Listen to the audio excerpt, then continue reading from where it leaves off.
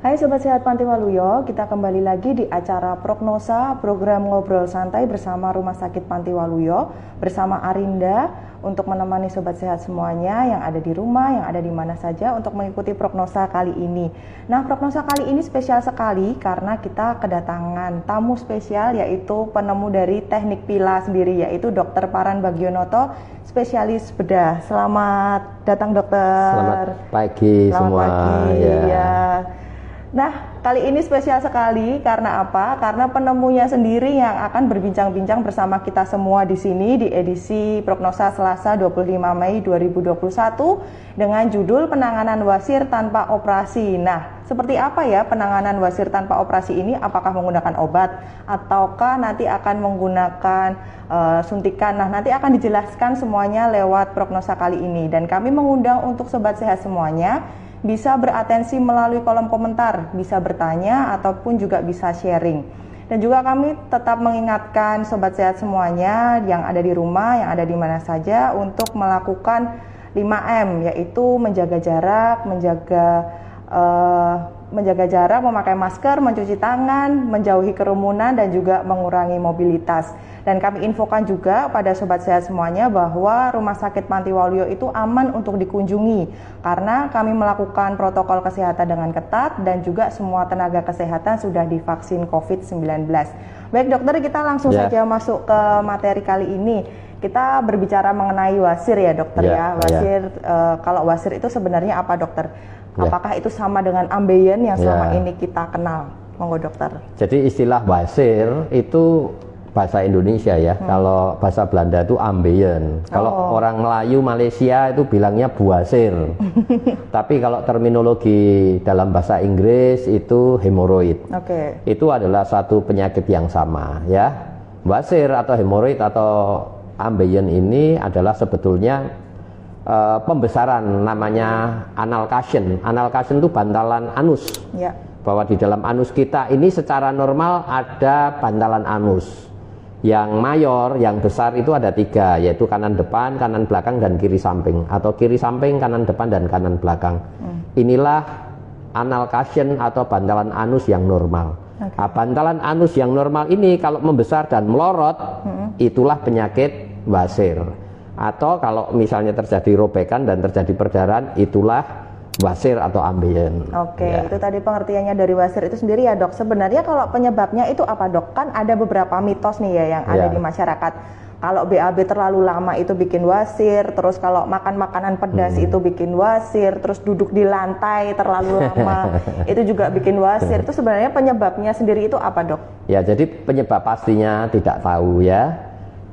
Tetapi di dalam teori itu ada faktor genetik. Faktor genetik itu berhubungan dengan saluran darahnya sendiri.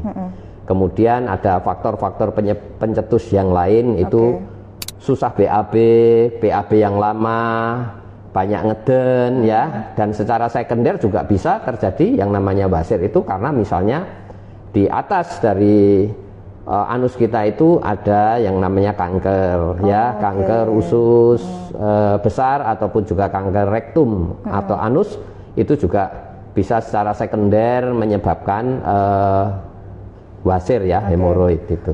Gitu dok. Jadi penyebabnya bukan karena duduk terlalu lama di lantai ya dok.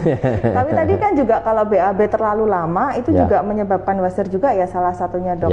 Seharusnya kalau kita itu BAB itu biasanya harusnya berapa lama sih dok? Ya, jadi gini, yang namanya chronic straining atau ngeden lama itu secara penelitian sudah bisa dibuktikan bahwa ngeden lama, ngeden kuat, dikit-dikit BAB itu memberikan signifikansi terhadap gejala wasir. Oleh sebab itu tidak boleh BAB lama, ngeden kuat, dan dikit-dikit BAB. Ingat ya, toilet itu bukan perpustakaan di mana kita baca, chatting lama-lama di situ ya, nanti pasti dia menderita wasir. Gitu ya dok ya. Wah, itu kebiasaan saya. Soalnya kalau di toilet biasanya tercetus ide-ide baru. Alasan saja. Ya baik, kalau itu tadi sudah dijelaskan. Nah, kalau penanganan sendiri, penanganan wasir itu mungkin ada beberapa ya dok ya. Karena ada sering lihat juga ada yang makan makanan tertentu, terus minuman herbal gitu juga, terus ada yang disuntik dan lain sebagainya. Sebenarnya penanganannya apa aja sih, Dok? Jadi saya jelaskan begini supaya tidak sesat ya kita ini ya. Selama ini kita melihat banyak modalitas atau cara penanganan basir di masyarakat yang bermacam-macam. Tetapi saya akan membatasi bahwa penanganan basir yang kita akan bahas ini adalah penanganan basir berdasarkan penelitian medis berdasarkan bukti. Ya, yang tidak berdasarkan bukti kita tolak tentunya. Tetapi ya itu lagi ya, di masyarakat kita kurang mengedukasi. Nah, kalau penanganan basir berdasarkan penelitian medis berdasarkan bukti itu hanya ada beberapa. Nanti akan saya sebutkan. Yang pertama misalnya basic treatment ya. Kita kalau mengambil guideline atau garis pedoman dari Eropa, koloproktologis Eropa, atau dari bedah koloproktologi di Amerika, itu yang pertama adalah basic treatment. Basic treatment itu apa? Yaitu modifikasi diet dan lifestyle. Modifikasi diet ya berarti makan cukup serat, banyak minum, cukup minum ya, olahraga yang cukup. Dan modifikasi lifestyle tadi itu tidak boleh ngeden lama, dikit-dikit BAB, dan kuat ngeden lama, ngedennya itu nggak boleh. Ya, inilah namanya basic treatment. Sekaligus yang namanya basic treatment itu pemakaian obat-obatan basir ya, baik secara diminum atau secara topikal. Topikal itu diberikan di daerah anus kita ya. Nah, kalau ini gagal, maka tergantung dia derajatnya apa. Derajat 1, 2, 3, atau 4. Kita tahu yang namanya wasir dalam, wasir itu ada 3 jenis ya. Wasir dalam, wasir luar, dan wasir luar dan dalam, campuran. Oh gitu. Ya, kalau wasir dalam itu derajatnya ada 1, 2, 3, dan 4. Nah, nanti kita akan lihat cara penanganannya berdasarkan guideline dan berdasarkan derajat wasirnya. Tetapi yang jelas untuk derajat 1, 2, 3, 4 derajat dari wasir dalam itu selalu harus dilakukan basic treatment tadi. Basic treatment yaitu modifikasi diet, modifikasi lifestyle, dan juga penggunaan obat-obatan. Kalau gagal baru beranjak ke tindakan tidak operasi sesuai derajatnya, kemudian beranjak ke tindakan operasi sesuai derajatnya, kira-kira itu. Kalau yang basic treatment tadi, kalau saya menangkap, apakah itu belum terlalu parah ya, Dok? Karena kan masih ada treatment-treatment yang harus diberikan gitu. Jadi terapinya cuma sekedar itu aja sih, Dok. Ya, jadi gini, kalau yang namanya basic treatment itu diberikan kepada semua derajat. Mau derajat 1, 2, 3, 4, selalu modifikasi diet, modifikasi lifestyle, pengobatan topikal itu selalu harus diberikan. Kalau menurut guideline-nya dari ahli koloproktologis Eropa, ya. Tetapi kalau Amerika, dari American Society of Colon and Rectal Surgeon, itu justru obat-obat topikal ini tidak digunakan. Ya, ada perbedaan nih antara Amerika dan Eropa. Ya, Indonesia mau ngikut yang mana ini? Ya.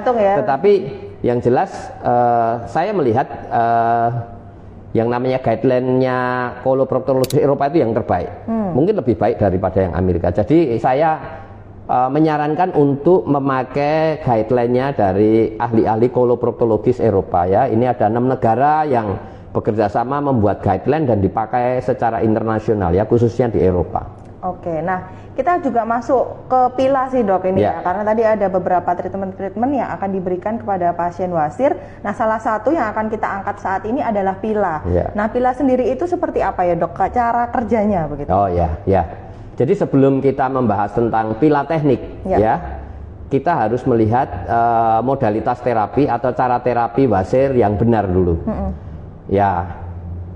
Saya akan memakai guideline dari the European Society of Coloproctologists, ya, yang terbaru tahun 2020. Dibandingkan saya memakai yang dari Amerika ya, karena secara proses pembuatan guideline-nya itu yang dari Eropa itu jauh lebih baik, karena dia membatasi pada penelitian-penelitian yang level evidence-nya atau level buktinya itu kualitasnya tinggi ya. Nah, tadi kita lihat bahwa yang namanya wasir itu ada derajat 1, 2, 3, 4 yang wasir dalam ya. Itu semua pertama dilakukan basic treatment tadi, modifikasi diet, modifikasi lifestyle, dan pengobatan. secara topikal. Kalau ini gagal atau tidak mempengaruhi hasil, tidak memperbaiki keadaan, maka untuk derajat 1 apa yang dilakukan? Derajat 1 itu dilakukan yang namanya rubber band ligation, atau cara penanganan basir dengan cara mengikat, ya. Kemudian alternatifnya adalah infrared koagulasi dan nyuntik, ya. Nah, untuk derajat 2 juga sama. Kalau derajat 2 itu benjolan keluar bisa masuk sendiri. Kalau derajat 1 tadi hanya berdarah aja, ya. Ini klasifikasinya dari klasifikasi Gallagher yang dipakai di seluruh dunia. Walaupun kita tahu yang namanya klasifikasi Gallagher itu ada beberapa kelemahannya, tetapi para ahli sepakat secara klinis kita memakai Gallagher klasifikasi untuk penanganan basir. Yang derajat 1 tadi tindakannya sesudah basic treatment tidak berhasil, yaitu dengan cara mengikat. Alternatifnya nyuntik, ya, skleroterapi, dan alternatif berikutnya adalah namanya infrared koagulasi. Nah, kalau derajat 2, yaitu kalau BAB keluar benjolan dan bisa masuk sendiri, itu tindakannya juga tadi itu mengikat atau rubber band ligation. Yang kedua kemudian infrared coagulation, yang ketiga skleroterapi. Artinya untuk derajat 1 dan derajat 2 menurut guideline dari Eropa ini, tindakan basir yang benar adalah mengikat, ya. Nah, sekarang kalau derajat 3 bagaimana? Derajat 3 itu sesudah basic treatment dilakukan yang namanya eksisi hemoroidektomi atau konvensional surgery, pembedahan konvensional yang nyeri itu, ya, yang masyarakat ya dilakukan oleh masyarakat juga, ya, Dok? Ya, yang masyarakat taunya itu operasi yang paling nyeri, ya. Kalau ada kontraindikasi operasi atau pasiennya tidak mau, apa yang dilakukan? Yaitu tindakan operasi yang lain, yaitu HALRAR namanya, hemorrhoid artery ligation dengan atau tanpa rectoanal repair. Kemudian alternatif berikutnya adalah stapler atau stapled hemorrhoidopexy. Itu untuk derajat 3, di mana gejalanya kalau BAB keluar dan harus didorong. Tetapi kalau ada kontraindikasi operasi dan pasiennya tidak mau, ya dilakukan yang namanya rubber band ligation, tindakan dengan cara mengikat tadi. Nah, sekarang derajat yang terakhir, yang keempat, itu juga tindakannya sesudah basic treatment adalah eksisi hemoroidektomi atau konvensional operasi tadi, yang nyeri tadi. Kalau ada kontraindikasi operasi atau pasiennya menolak, maka dilakukan namanya tindakan operasi stapler, stapled hemorrhoidopexy. Kalau ada kontraindikasi pada derajat 4 dan pasiennya juga tidak mau, ya dilakukan yang namanya rubber band ligation. Kalau kita lihat guideline ini, betapa bahwa yang namanya rubber band ligation ini adalah modalitas terapi atau cara terapi yang paling sering dilakukan berdasarkan guideline dan secara praktis klinis sehari-hari di Eropa maupun di Amerika. Di Inggris pernah diteliti, ada 900 ahli bedah umum dan ahli bedah kolorektal ditanya tindakan apa yang paling sering dilakukan untuk nangani basir. Kebanyakan menjawab adalah mengikat atau rubber band ligation. Yang menjadi problem rubber band ligation itu yang pertama nyeri. Nyeri ini dibandingkan bukan dengan operasi, ya, dibandingannya dengan nyuntik dan infrared, ya, coagulation. Nyeri ini derajat nyerinya walaupun bisa ditoleransi, nyerinya lebih daripada hanya menyuntik atau infrared. Maka itu problem pertama yang terjadi pada penanganan basir dengan cara mengikat, yaitu nyeri pasca tindakan. Anestesi, Dok? Tidak ada anestesi. Tidak pakai pengikat itu enggak di anestesi? Enggak. Tidak pakai anestesi lokal atau tidak dibius lokal sama sekali. Yang kedua, problem mengikat itu sesudah hari ke-4 sampai ke-7 sudah tindakan, yang namanya benjolan anus atau benjolan basir tadi itu akan lepas. Lepas sendiri? Ya, akan lepas. Kemudian waktu lepas kadang-kadang terjadi perdarahan. Jadi problem yang pertama nyeri, yang kedua perdarahan, dan yang ketiga recurrent rates atau angka kekambuhan. Angka kekambuhan dari mengikat itu bervariasi dari 20 sampai 40%, ya. Angkanya cukup tinggi. Maka ada yang namanya Profesor Graham L. Newstead di Prince of Wales Hospital di Sydney itu mengkombinasi tindakan ini, yaitu mengkombinasikan menyuntik dan mengikat untuk menghindari 3 hal ini. Ya.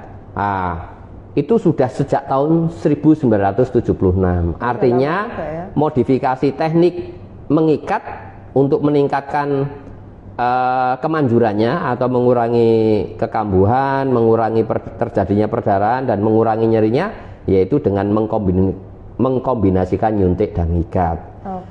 Oleh sebab itu, itulah yang kemudian saya contoh di Indonesia ini.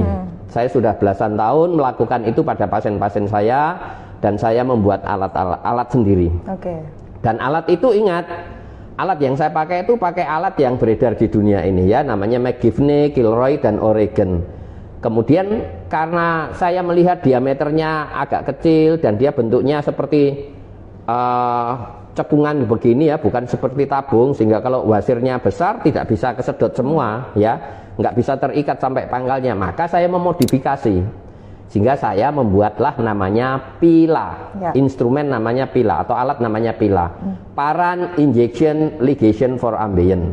Artinya alat ini dipakai untuk tindakan menyuntik, mengikat atau kombinasi menyuntik dan mengikat, ya, yang saya sudah patenkan dan mempunyai izin edar dan izin produksi dari Kementerian Kesehatan.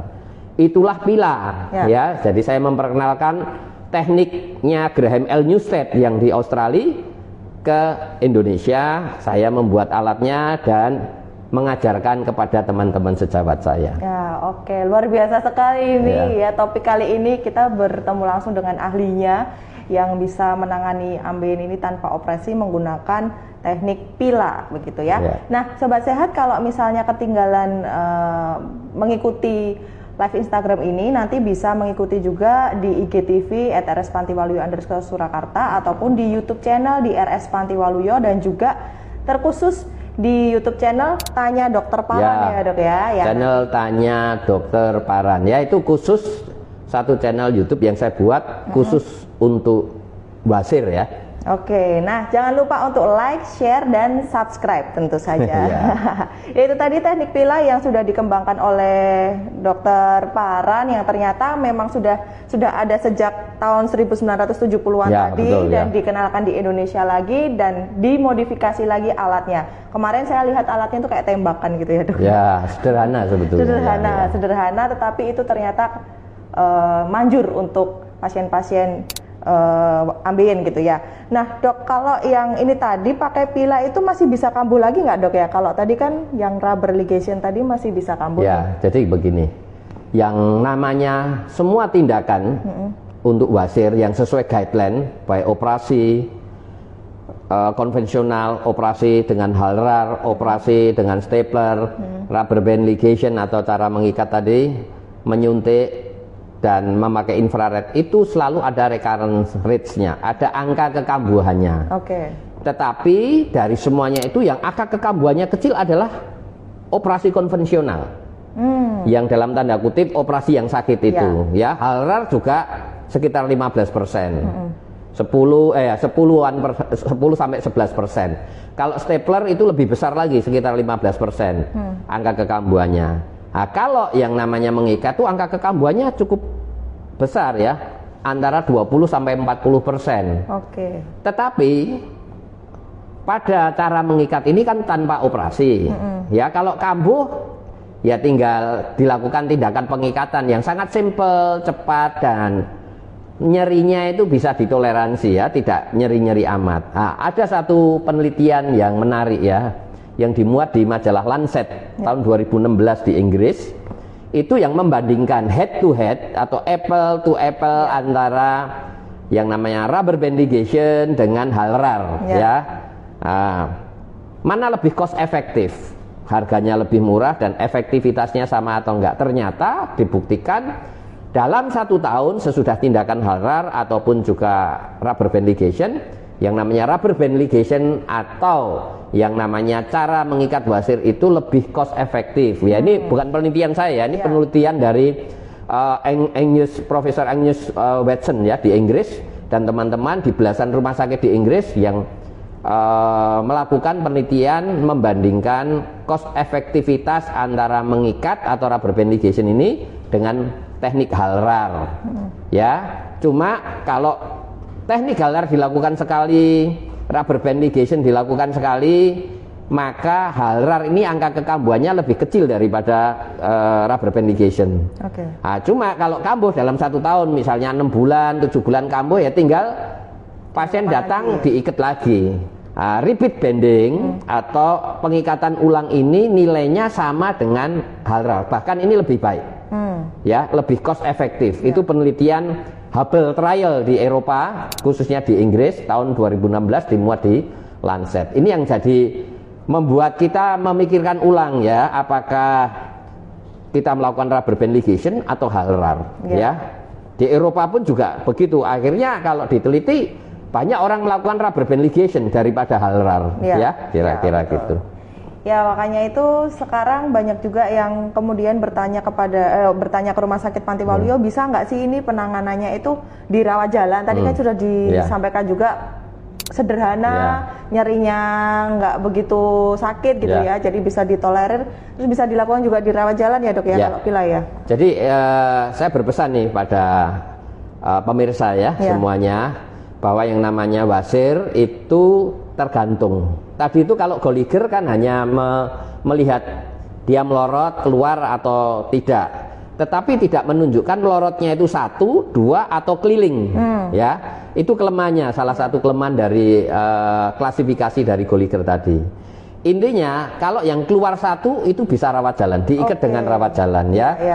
Dalam praktek klinik saya, di Rumah Sakit Mardi Waluyo di Metro Lampung, itu saya maksimal mengikat untuk rawat jalan itu 2 titik, 2 benjolan itu. Tetapi kalau sudah keliling, itu tidak mungkin saya melakukan triple bending atau mengikat 3-tiganya.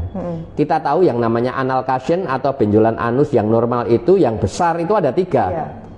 Ya, nah, kalau 3-tiganya melorot sehingga melorotnya itu sudah keliling, ya, di seluruh anus itu keliling melorot gitu, brojol gitu, maka dengan pembiusan saya melakukan triple bending, pembiusan ringan baik spinal atau dengan TIVA, ya, dengan intravena anestesi, ya, teknik intravena anestesi atau TIVA, ditidurin sebentar, kemudian saya ikat 3-tiganya, ya. Kira-kira itu. Kalau sudah melorot keliling, maka lebih baik dengan pembiusan, karena kita akan melakukan triple bending atau 3-tiganya kita ikat. Tetapi kalau rawat jalan maksimal sampai 2 saya mengikat, karena itu yang masih bisa ditoleransi. Itu pun pasiennya lebih merasa mules, ya, daripada kalau hanya 1. Kalau 1 aja tindakan di poliklinik dan ya hanya 5 menit saja selesai. 5 menit selesai. 5 menit selesai. Dan setelah itu bisa melakukan aktivitas. Wah, mau jalan-jalan ke mall, aktivitas atau apa bisa aja, ya. Luar biasa, teknik pila ini sangat efektif ya, Dok ya. Jadi kalau misalnya mau membutuhkan yang 3 tadi, yang diikat 3 tadi, harus one day surgery. Ya, one day care lah. One day care, gitu. Setelah itu sudah bisa beraktivitas lagi, Dok? Bisa, ya, karena tidak ada luka. Nah, nanti hari ke-4, hari ke-7, apa yang diikat tadi, yang namanya anal cushion tadi, atau benjolan anus, dia akan lepas dengan sendirinya tanpa kita sadari, ya. Nah, itu bisa keluar lewat BAB? Ya, pastinya lewat situ kan. Tapi bukan berarti ada sesuatu barang yang keluar, ya, karena itu kan avaskular nekrosis. Dia nekrosis karena tidak dapat aliran darah, kemudian kempes. Bukan sesuatu seperti ada bola yang jatuh klutuk di toilet, ya, bukan seperti itu, ya. Lepas itu maksudnya dia akan kempes kemudian lepas, bukan ada sesuatu yang barang utuh gitu terus lepas gitu, enggak, gitu. Ya. Itu kan ya juga horor sih, Dok. Tiba-tiba loh, ini apa kok bisa keluar gitu, Dok. Nah, Dok, kalau sudah melakukan pila, apakah ada pantangan-pantangan tertentu? Ini kan kadang orang juga nggak boleh makan pedas gitu misalnya. Ya, jadi gini, dalam penelitian randomized control trial tentang spicy food, ya, tentang makanan yang pedas, itu sudah dibuktikan dia tidak menyebabkan wasir sebetulnya. Enggak, ya? Yang menyebabkan wasir itu adalah sulit BAB lama, waktu BAB ngeden kuat-kuat, ngeden lama, sedikit-sedikit BAB. Itu yang menyebabkan timbulnya wasir. Terus semua mau derajat berapapun sudah dilakukan operasi atau tanpa operasi pun selalu kita mengedukasi pasien dengan basic treatment tadi. Banyak makan serat, cukup minum, cukup olahraga ya. Cara BAB yang benar ya, tidak ngeden-ngeden tadi itu ya. Apalagi chattingan sambil BAB, wah itu pasti kena wasir. Kalau kebiasaannya chattingan sambil wasir atau nge-YouTube sambil BAB, nah pasti bawahnya ada wasirnya ini. Aduh jangan dong dok. itu kebiasaan saya sih dok. Ya jangan-jangan punya wasir. Enggak. Jangan. Jangan sampai ya, itu sakit banget katanya. Oh enggak. Oh enggak dok. Enggak. Tapi cuma gini loh, masyarakat itu kalau hanya berdarah tidak keluar benjolan, diem aja, ngobati sendiri ya, namanya self medication ya. Karena kita kurang mensosialisasi, kurang mengedukasi masyarakat bahwa wasir itu adalah tindakan tanpa operasi yang ya tidak ngeri-ngeri amat ya. Contohnya ini rubber band ligation yang murah dan tingkat efikasinya cukup baik ya bila diulang. Karena kurang edukasi itu nunggu dia, wah kalau berdarah ya mudah-mudahan nggak apa-apa. Kebiasaannya jalan terus, akhirnya muncul benjolan. Begitu muncul benjolan bisa masuk sendiri, dia masih tenang-tenang. Begitu harus dia dorong-dorong masuk, takut dia. Nanti kalau ke dokter bedah, pasti dioperasi. Ya itu enggak boleh juga. Saya berpesan juga pada teman-teman sejawat saya bedah ya, bahwa kita harus bekerja menurut guideline, orang menurut karpe dewe. Setiap pasien datang harus operasi. Dan operasinya kadang tertentu. Ya itu yang bikin takut. Halrar terus. Stapler terus atau operasi konvensional terus, enggak, harus berdasarkan guideline ya, tidak boleh sak karpe dewe. Gitu. Dan penanganan wasir itu harusnya menurut kebutuhan pasien, sak karpe pasien. Pasiennya mau apa, kalau nggak mau operasi ya jangan dipaksakan operasi, cari penanganan tanpa operasi yang efikasinya baik. Ya tadi saya sudah menjelaskan, lebih baik kita memakai guideline-nya dari ahli-ahli koloproktologinya Eropa yang tahun 2020 yang terbaru yang tadi saya sudah sebutkan tadi ya. Kira-kira itu. Nah, karena kan juga kadang-kadang kalau ke dokter bedah terus dioperasi takut, tapi perih gitu kan, menderita sekali gitu. Jadi kayaknya menderitanya tuh lama gitu kan, menunggu waktu yang tepat. Oke dok, nah kalau kemarin itu ada satu pertanyaan juga, kalau umur 90 tahun itu tuh bisa nggak ya dilakukan pila? Nah itu umur berapa saja sih yang bisa dilakukan pila? Ya, prinsipnya teknik pila atau combine teknik atau modifikasi teknik mengikat itu bisa dilakukan kepada siapa saja ya. Tentunya ada kontraindikasi ya, yang kontraindikasi mutlak kalau orang minum pengencer darah itu sebaiknya tidak dilakukan pengikatan. Nah sekarang kita melakukan tindakan itu juga berdasarkan kebutuhan pasien. Misalnya ini ada umur 90 tahun hanya berdarah saja, ya kita lihat apakah dia hanya derajat 1. Kalau derajat 1 coba diobati dulu dengan topikal, dengan obat-obat minum. Kalau terus berdarah-darah, ya mungkin kalau kita ada infrared coagulation, kita infrared coagulation ya, yang ringan dan cespleng katakanlah gitu. Kalau tidak bisa ya baru suntik, nggak bisa baru ngiket, tergantung kebutuhan. Kita tahu guideline-nya, tetapi cara menangani kita kepada pasien itu menurut kebutuhan masing-masing pasien ya, yang namanya tailor made ya. Tergantung pasiennya mau apa, kita jelasin. Guideline-nya begini loh Bapak Ibu. Wah tapi kalau itu saya nggak mau, ya sudah begini gitu. Berdasarkan kebutuhan pasien, bukan kebutuhannya dokter bedah. Kira-kira. Nah kalau umur 90 tahunan nggak masalah juga ya dilakukan pila ya? Ya sekarang kalau dia berdarah, sudah anemia ya, maka bisa saja. Kalau memang dia ada indikasi untuk diikat ya diikat, atau dikombin teknik ya, kira-kira gitu. Karena ini tindakan yang ringan. Artinya tidak harus umur berapa atau dibatasi sampai berapa gitu. Tergantung kebutuhannya ya, tergantung kebutuhan. Kan takutnya kalau shock gitu nggak ya dok? Loh enggak, justru karena perdarahan malah bisa shock ya. Maka untuk menolong supaya tidak berdarah, ya bisa dilakukan tindakannya sesuai indikasinya tadi. Ya. Baik dok, terima kasih sekali untuk informasinya. Ada yang bertanya dok ini dok, ternyata dari @Carolina Toloena. Apakah kos melahirkan spontan bisa menyebabkan wasir? Terima kasih. Ini sudah saya muat ya di YouTube saya ya. Oke. Saya upload di YouTube saya tentang wanita hamil dengan basir ya. Di Inggris itu sudah diteliti, bahkan guideline ahli-ahli OBGYN atau ahli-ahli obstetri and ginekologi di Inggris itu menyatakan bahwa yang namanya wasir itu bukan indikasi untuk operasi sesar ya. Dikit-dikit di sesar, operasi sesar karena ada wasir. Oh, enggak begitu. Jelas ya? Ya. Memang wanita hamil itu 50% dalam penelitian itu akan mengalami masalah di anus, yaitu wasir dan fisura ani. Fisura ani itu yang lecet kulit tepi anusnya itu yang nyeri. Ya, oleh sebab itu orang yang hamil harus memperhatikan cara makannya yang tadi, memodifikasi dietnya ya, banyak sayur, buah dan cukup minum ya. Tetapi pertanyaannya apa tadi? Pos melahirkan. Habis melahirkan, bisa menyebabkan wasir atau enggak? Oh enggak. Habis melahirkan itu justru tidak menyebabkan wasir. Faktor hamil itu yang bisa menyebabkan. Tadi saya katakan 50% orang hamil akan menderita 50%-nya itu masalah di anus. Masalah di anusnya itu dua, antara wasir atau fisura ani ya, lecet tepi anusnya. Tetapi kalau sudah melahirkan biasanya akan membaik. Kalau enggak membaik baru dilakukan penanganan yang seperlunya ya.